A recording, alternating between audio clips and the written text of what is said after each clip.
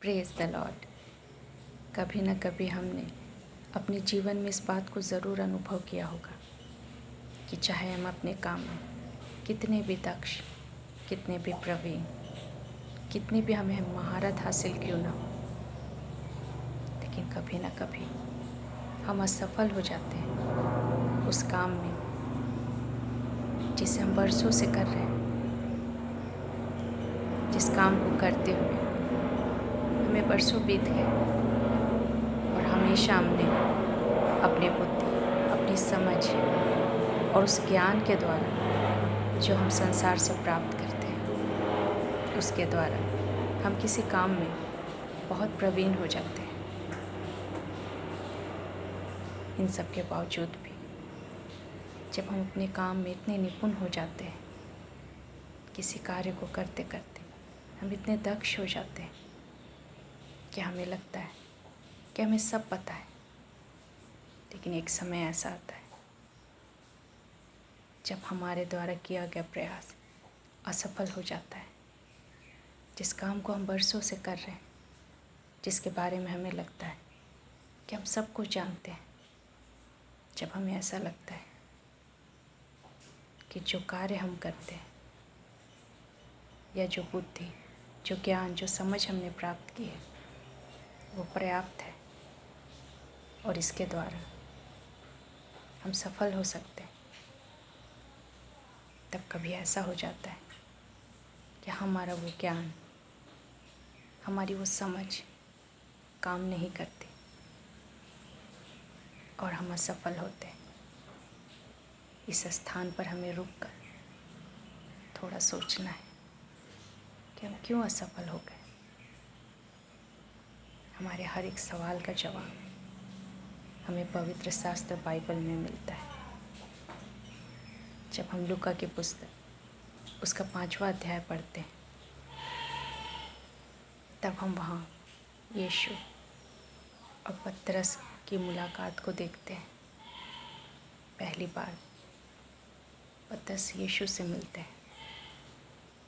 इस वृत्तांत को जब हम पढ़ते हैं तो हम पाते हैं कि एक झील के किनारे यीशु मसीह संदेश देने को आए थे और वहाँ पर पतरस अपनी जालों को साफ कर रहा था और यीशु मसीह उसी के नाव में सवार होते हैं और वहीं से वो उपदेश करना आरंभ करते हैं। और जब वो अपनी बातों को ख़त्म करते हैं तब वो पतरस से कहते हैं कि नाव को थोड़े गहरे में ले चल और मछलियाँ पकड़ने के लिए जाल डाल। अवश्य यीशु ने पतरस से बात की होगी, क्योंकि पतरस ने उससे कहा था कि प्रभु, हमने सारी रात मेहनत की लेकिन कुछ नहीं पकड़ा। वो उसे बताता है कि मैं तो मछुआरा हूँ और मैंने सारी रात मेहनत की लेकिन मैंने कुछ नहीं पकड़ा। हम जानते हैं एक मछुआरे का जीवन झील के किनारे ही बीतता है। नाव पर मछलियाँ वो पकड़ता है और ये उसका जीवन होता है। वो अपने काम में बहुत प्रवीण, बहुत दक्ष, महारत हासिल किया हुआ व्यक्ति। उसे पता है मछलियाँ कहाँ होती है, कब मिलती है। उसके पास इस बात का ज्ञान था, समझ थी, लेकिन इन सब के बावजूद वो असफल होता है और वो यीशु से कहता है कि मैंने सारी रात मेहनत की और मैंने कुछ नहीं पाया। लेकिन आगे वो एक और बात कहता है, फिर भी मैं तेरे कहने पर जाल डालूंगा।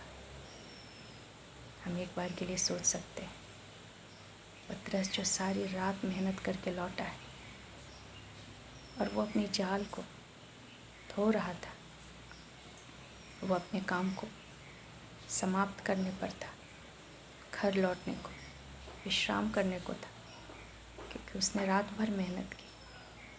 लेकिन इन सब के बावजूद जब यीशु ने कहा कि गहरे में ले चल अपनी नाव को, अब फिर से जाल डाल, तब वो यीशु मसीह के वचन का इनकार नहीं करता, तो उसकी बात को सुनता है, उस आज्ञा को वो मानता है। वो तर्क नहीं करता कि मैं तो एक मछुआरा हूँ, मेरा जीवन ही मछली पकड़ने में बीता है, मुझे पता है मछलियाँ नहीं मिलेंगी, क्योंकि मैंने सारी रात परिश्रम किया, मैंने तो अपने जाल को भी धो डाला। उसने नहीं कहा मैं थक चुका हूँ, मुझे घर वापस लौटना है, आराम करना है। लेकिन उसने यीशु की बात सुनी, उसकी आज्ञा को माना। और हम जानते हैं कि जब वो यीशु की बात को सुनकर बिल्कुल वैसा ही करता है, तो वो इतनी मछलियाँ पकड़ता है कि वो उसे संभाल नहीं पाता, और उसे अपने साथियों को बुलाना पड़ता है जो दूसरे नाव पर थे। अब दोनों नावें मछलियों से इस प्रकार से भरी जाती है कि वो डूबने से लगती है। हम स्मरण करें कि पतरस जो अपने काम का मास्टर था, जो अपने काम को भली प्रकार से जानता था, लेकिन जब उसने यीशु के वचन को सुना तो उसने दोबारा उसी काम को करने से इनकार नहीं किया, लेकिन उसने यीशु मसीह के वचन को सुना और उसे माना।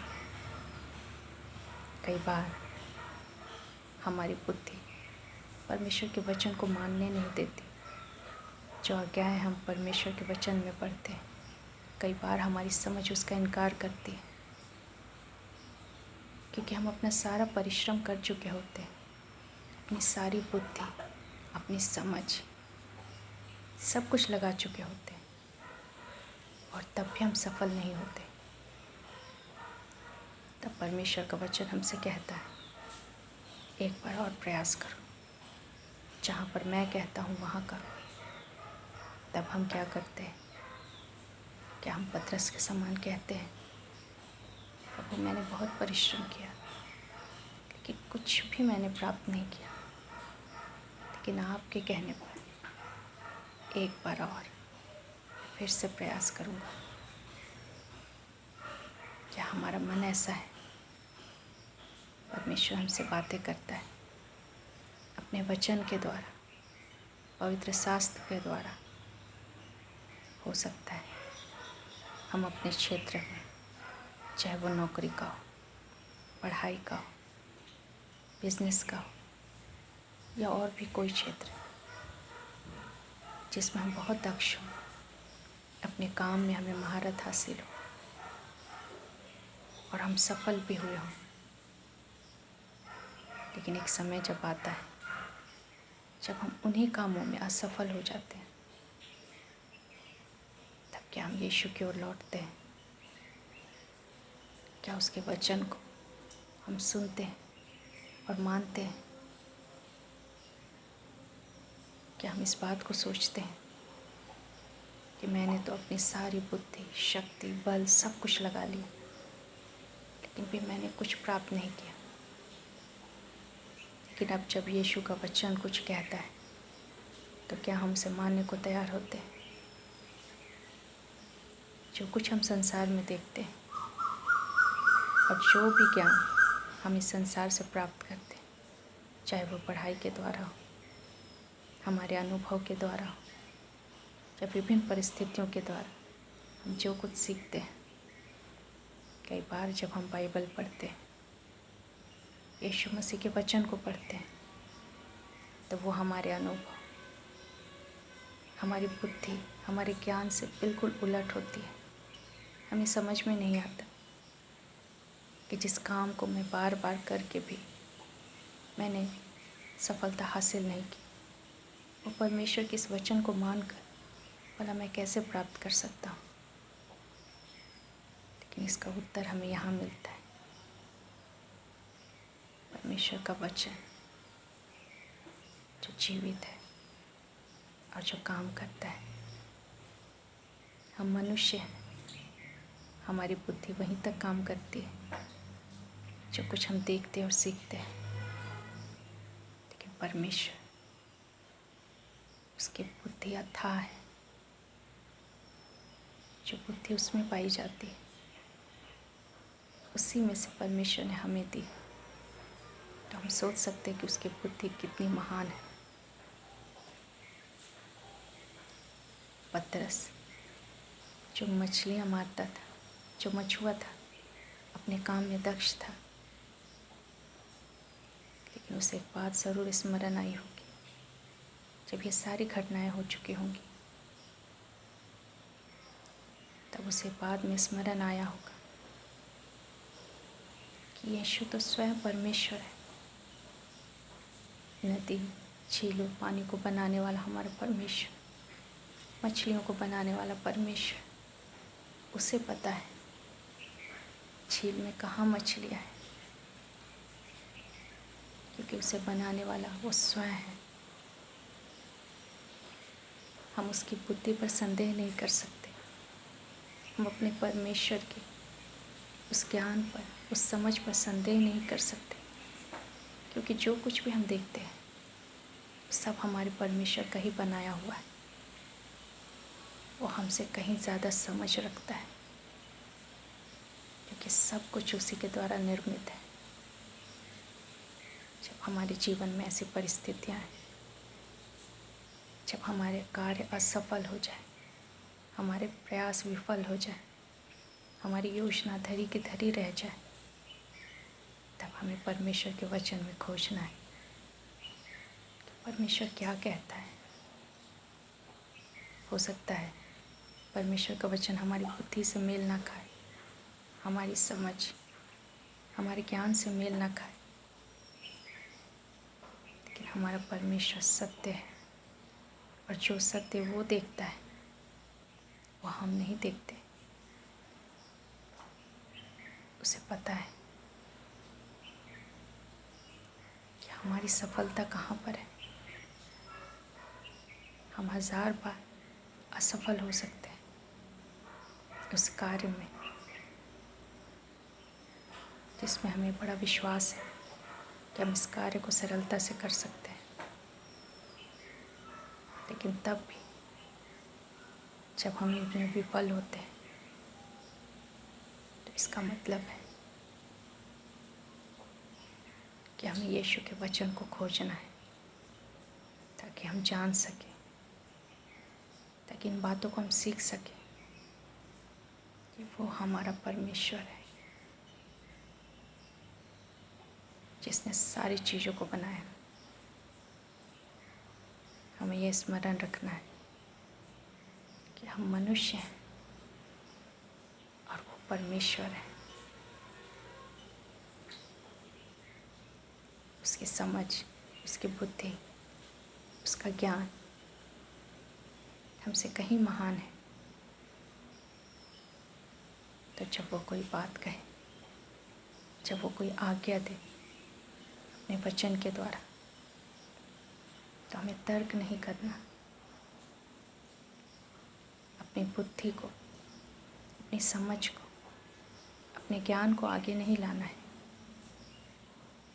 लेकिन उसकी आज्ञा को मानना है। कई बार हम इसीलिए असफल पर असफल होते जाते हैं, क्योंकि हम उसके पास नहीं आते, उसके वचन को, उसकी बातों को सुनते नहीं, उसकी आज्ञाओं को मानते नहीं। हमें यीशु के पास आना है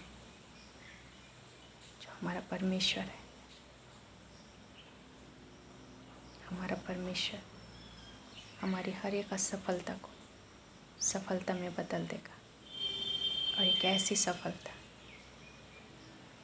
जो हमारे प्रयासों से कभी नहीं आ सकती,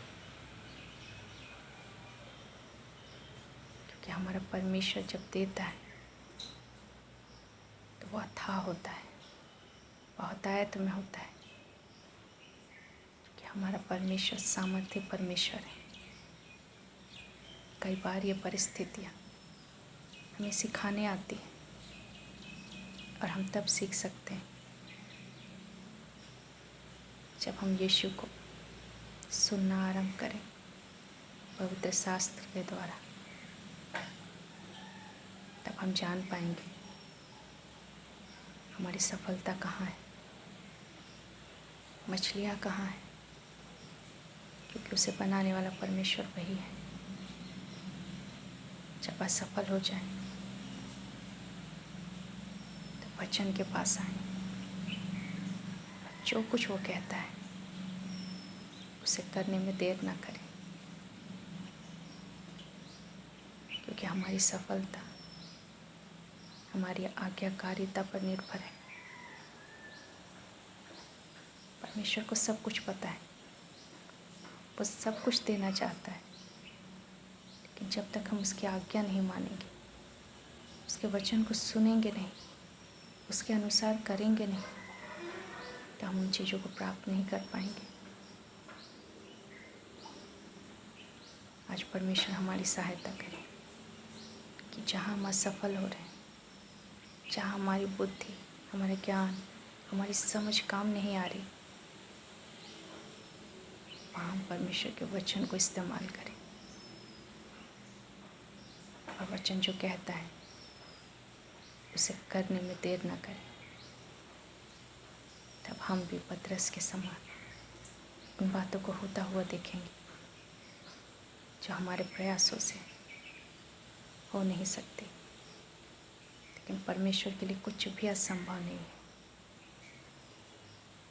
कि वो सामर्थ्य परमेश्वर है, सभी चीज़ों को रचने वाला, सभी चीज़ों को बनाने वाला और सभी चीज़ों को संभालने वाला परमेश्वर यहोवा है। परमेश्वर इस वचन के द्वारा हम सबों को बहुत से आशीष दे। धन्यवाद।